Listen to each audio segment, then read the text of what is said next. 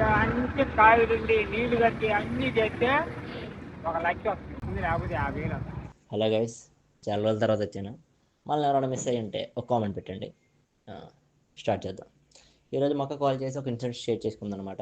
Like నార్మల్గానే business చేస్తూ ఉంది రోజు ఇట్లా అని. అలాగే చేస్తూ ఉంటే ఒక బాబాయ్ వచ్చాడు అనమాట. బాబాయ్ వచ్చి కూర్చొని తన యొక్క ఎక్స్పీరియన్స్ని షేర్ చేస్తూ ఉన్నాడు అనమాట. Like what happened in his life అని. యాక్చువల్లీ బాబాయ్ వచ్చేసి ఒక రైతు అనమాట. చాలా సంవత్సరాల నుంచి పొలం పని చేస్తూ ఉంటాడు. లైక్ చెప్తున్నాడు, ఇలాగ సంవత్సరం మొత్తం కష్టపడినా కానీ వస్తే 1,00,000 వస్తాయమ్మా, లేదా ఒక 50,000 వస్తాయమ్మా, లేకపోతే అన్ని నష్టాలే వస్తుంటాయమ్మా. అలాగే నాకు తమ్ముడు అన్నాడు, ఇలాగ రీసెంట్గా నిమ్మ తోట వేశాడు. అంతా కష్టపడి పండించిన తర్వాత వెళ్తే 30 రూపాయలు అని చెప్పారమ్మా. చాలా బాధేసింది.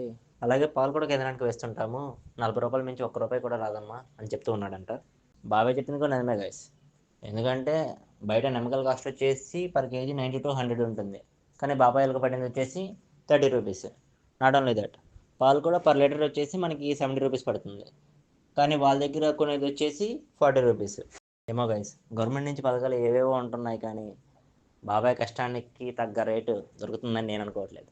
ఇవన్నీ నీకెందుకురా, నీకేం తెలుసురా అని ఇక్కడ ఎవరన్నా అడగచ్చు. తెలుసు గైస్, ఎందుకంటే మా కూడా పొలం పని చేశాడు కాబట్టి ఒకప్పుడు. థ్యాంక్ యూ గైస్, ఈరోజు అంతే, బాయ్.